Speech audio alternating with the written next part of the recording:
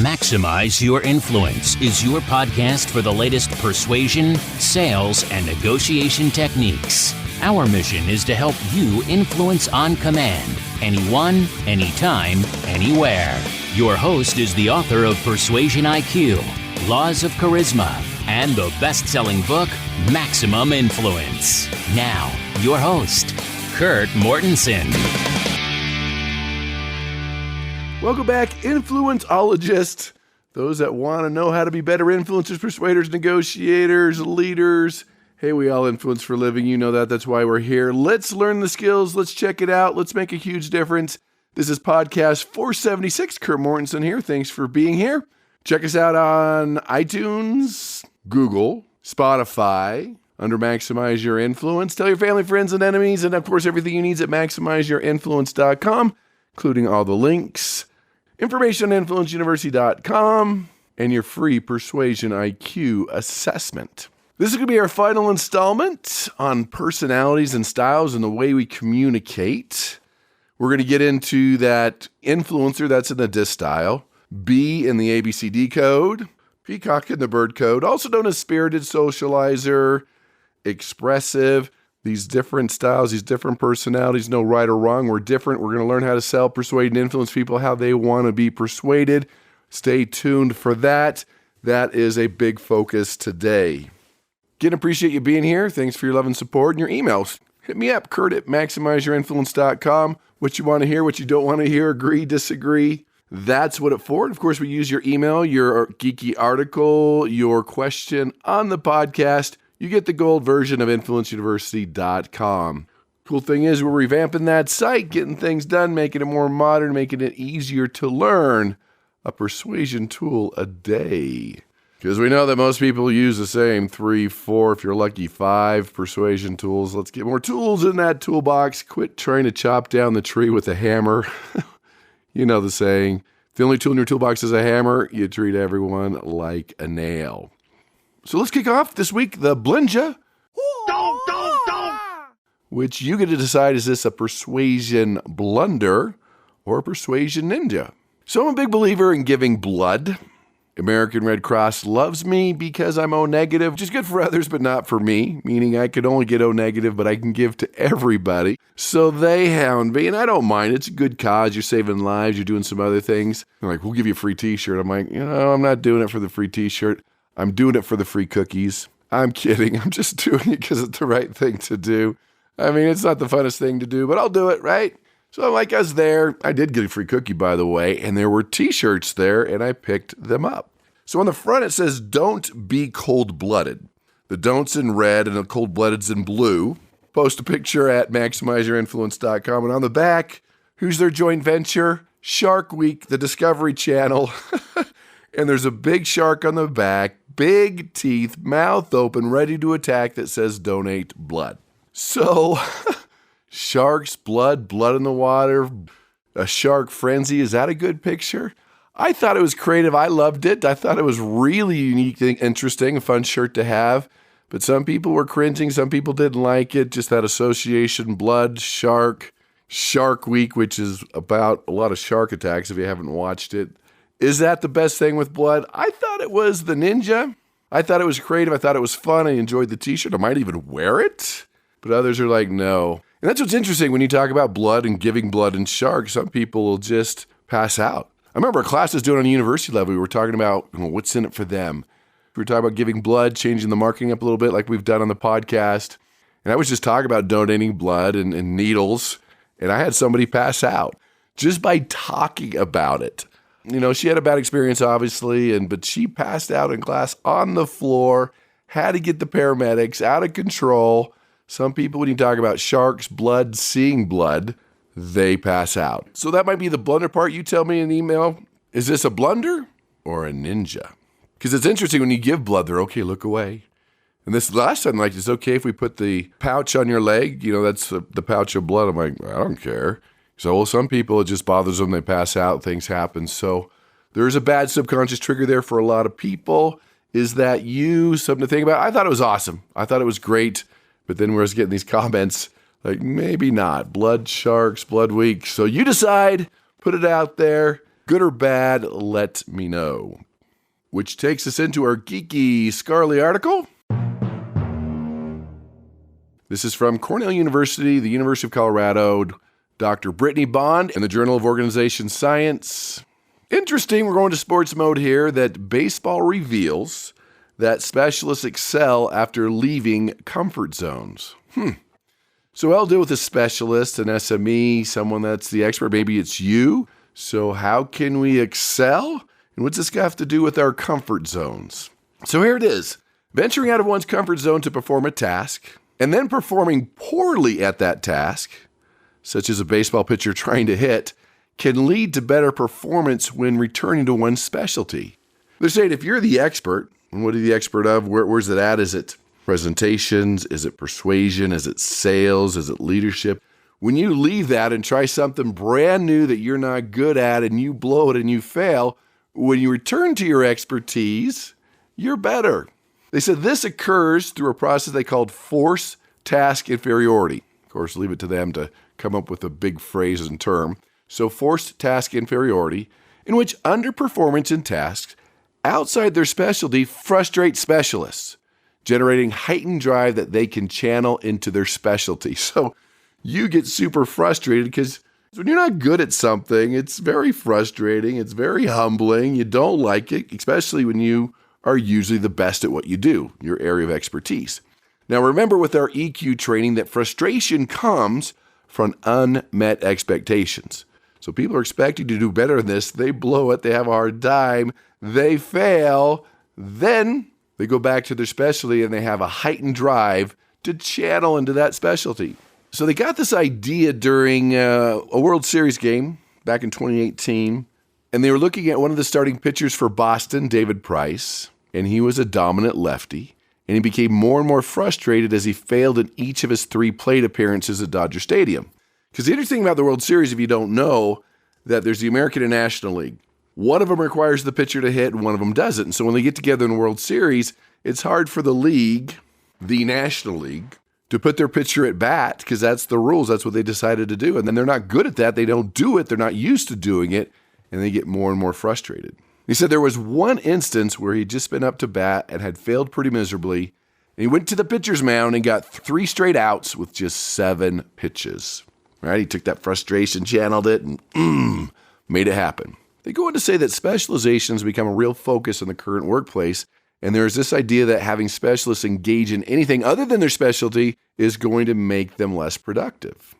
They may perform worse at the non-specialist task than other people, and on top of that, you're going to break them out of their flow.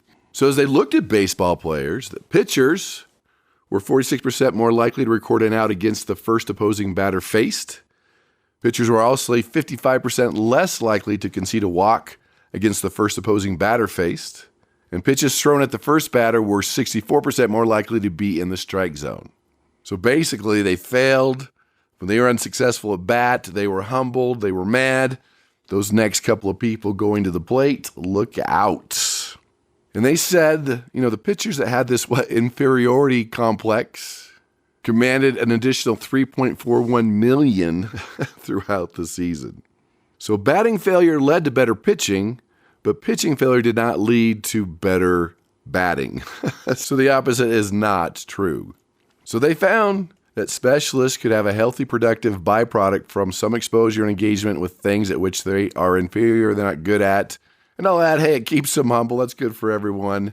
But they say, hey, be careful of this hyper-specialization in the organizations. Let's branch out. Hey, I think it's good to learn new things, stretch yourself a little bit, but it's also good to stay humble, but it also helps you when you get back on track to do better than you've done in the past. So even though they focus on baseball player, they said they could apply this to the general workforce, stretch people. It's okay with a little failure and turn that around to become better at your specialized job. They finish up by saying our study suggests that employers should not keep their specialists isolated. It's okay to have them try something, to learn something, to fail, because when they go back to their specialization, they're going back with vigor, they say, that hasn't been there before.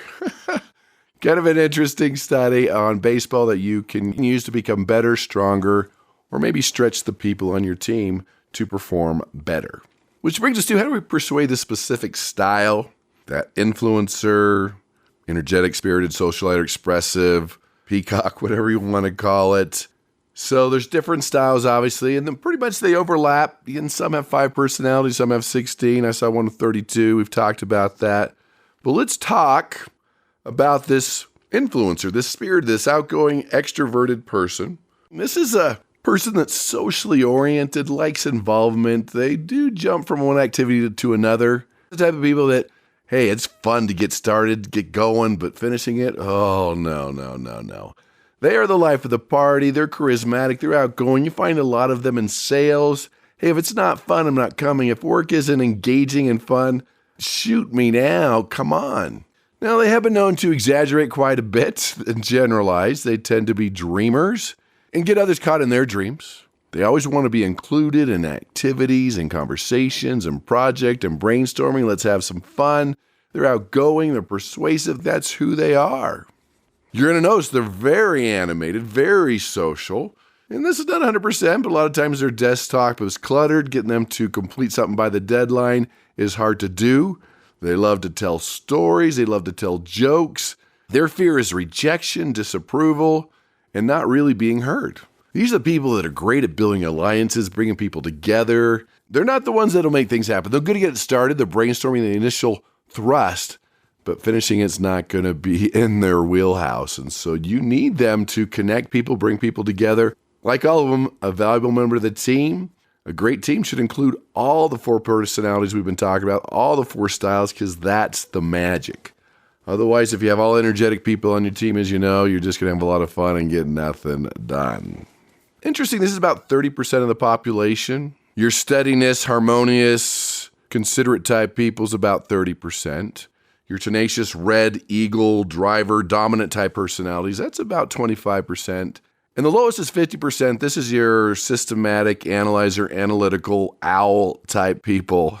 So how do we deal with this? Now, we've talked about simplifying this. And the way we simplify this is the first thing we look for, are they relationship people or result people? Energetic or relationship first people? Let's get the relationship. Let's get to know each other. Let's go out, get something to eat, get something to drink. Let's go. Let's do it. Let's have fun. Let's develop a relationship. Results are later. They will come. That's the first thing. The second thing, people are either big picture visionary or detail people. There's no doubt that this type of style, this extroverted, energetic, spirited person is big picture. Details, too many details. Big pictures. Even they talked about they love to dream. They get caught up in other people's dreams and visions. That's who they are. That's what they love. So what can we do? Focus on the big picture. What is the vision? Where are we going? This is critical to them. They'll buy into it. They love it. If you talk about the 10 steps to get there, they are going to run. It's too much. It's overwhelming. It's confusing. Don't want to deal with it. So just deal with the first step. Here's the first step. We'll get to the rest later. Big picture. Here we're going. Here's the first step to get there. Make it simple. Make it easy to understand. That is critical for them. Tap into their competitive spirit. They want to be part of the team. They want to win. They don't want to let the team down. So work with them that they can be part of that team. They're a valuable member of the team. And if they're not pulling their weight, let them know, hey, team player, team member, you've got to step it up. And have fun. Have fun. Smile more optimism, more enthusiasm. That's what they need. That's what they feed on. These are the ones that are popping in Monday morning, bouncing all over the place like a puppy dog. You're like, whoa, too much. But they want to get more energy in the room. That's how they are. So let them have fun. Let them bounce around. Let them tell the joke in the meeting. Use humor. That's what they want to do. Assign them to tell the joke, to pick the videos, to talk about the victories of the week. Now you're talking their language. So crank up the enthusiasm, be more expressive, friendly, open. That's who they are. That's what they want. And always support their ideas. Their ideas are attached to their ego, to their esteem. They are incredible and love to brainstorm solutions, think it through, big picture, what's going on, how do we solve this? They're not going to implement it for you, but they'll brainstorm and come up with some great ideas, and that's the key. Small, micro steps are important. Don't overwhelm them. Their brain will shut down. That's true for anybody, but especially this type of style. They're the ones that are after that shiny penny, the next new big thing, jumping from thing to thing. They're the ones, if you see the movie Squirrel, right, the talking dogs, this is exactly what it is. And so they could have a very messy environment, and they're also not very good at the deadlines. So some solutions. Remember, crank up the optimism, the energy, the humor, the fun. They're the ones that love the birthday of the month. We're getting together, we're hanging out, we're having some fun. Crank up your smile. Crank up your vision, big picture. And remember what I talked about, just one of the 10 steps. Start there. They also do well with the let's, us, we, the team. Studies are clear that if you have nothing to do with it, but you say, let's get it done by Friday, us, let's, we, that team language can be very persuasive for anybody, but especially this style. Also, I'd crank up your praise. They need it. Praise more often. Praise individually, but with this style, you can also praise publicly. That can go a long way. So remember, they love to brainstorm. Let them brainstorm, think of ideas. But if they do come up with an idea and it's a dumb idea, won't work idea, let them down slowly. Meaning, don't say, yeah, dumb idea. Or that won't work. We tried that before. That's not in the budget. No, just say, all right, let's put it on the board. Let's look at it. We're going to put it in the parking lot. Let's check the budget. Let's see if any other departments have tried this. Let's take a look at this and just let them know eventually that it's not going to work out, but you don't have to do it in that meeting when the idea came up. They also do well with a lot of success stories, seeing people using the product and service. They've been successful. They're happy. They've been working through it. That's all part of the program and works very, very well. But again, the thing that really holds them back is that deadline. Now, across the board, around the world, every department, organization, government, private, doesn't matter. Deadlines are getting harder and harder for people to stick to. They're not sticky as much as they used to for everybody, but especially this style. So some tips here. Let them choose the deadline. I need it by the end of the month. What day works for you so they get to choose? Let them know the why behind it, why it needs to happen, and the consequence. If they don't get it done by Friday at noon, you can't get your report done by Monday, and here's the domino effect, and it's letting the team down. As you get younger in the workforce and this type of style, maybe micro deadlines. So instead of monthly, make it weekly. That's easier to grasp. Reminders, make them different. There's the email, the text, the pop in someone else in a meeting. So reminders are okay. Let them know that you're there as a resource. How are things going? You're not the nag, but you're there to support them to get it done. Maybe you want to reward them. Hey, get it done by Friday at noon. We'll go to lunch. Can be very helpful. You have to remember, their intent was not to hurt you. They meant to do it. They just didn't get it done. Some other ones, not the best, but could work if you've tried the others. You can socially shame them. Let me explain. Just let them know in the meeting, all right, 9 out of the 10 of you have turned it in. We're just waiting for one person, and they know it's them. They're like, oh, really? Everyone else but me? Or a doc or spreadsheet that has everyone in green's turned it in, those in red haven't, to let them know that it needs to happen, and a little subtle reminder. Another one that's not so great, maybe you need to fudge the date, lie a little bit, a little white lie maybe. I'm not giving you permission to lie. I'm just saying that maybe if you've tried everything and Friday at noon is not working, maybe you better say Wednesday. Just saying, adjust the deadline. Maybe that's better than lie. Adjust the deadline to make sure that it happens and happens right. So there's some pointers there for the influencer, peacock, energetic, spirited socializer, white, expressive personality, depending on the assessment. A lot of different names.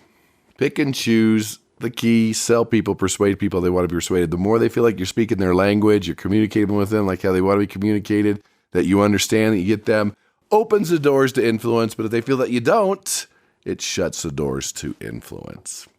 So there you have it. Thanks for being here. Choose something today that you can do, even if you just back up and just start with, is this a relationship or results person? Start there and then start building from there. That alone will be a great benefit to your influence toolbox. So what is the special of the week? It's self-persuasion, self-leadership, or what I call Millionaire Psychology, 90% off. Pretty simple. There's an application guide and 6 audios on mindset. You want to be a millionaire? Start thinking, acting, and doing what other millionaires do. Success, wealth is an open book test. In fact, it doesn't matter what your goal is. You can plug and play anything into this formula to be more successful, to motivate yourself, to lead yourself. And when you can do that, you become more congruent, and it's easier to persuade other people to lead other people. So there's another one for the books. Get and tell your family, friends, and enemies. Check us out at maximizeyourinfluence.com. The special's there under the podcast. It's also in the newsletter. Make sure you subscribe to that. Hey, give us your comments. Hit like, subscribe. You know what you need to do. So master these skills. Become a better influencer. Learn to lead yourself. Understand when it's time to influence, time to persuade, time to negotiate, and regardless, go out and persuade with power.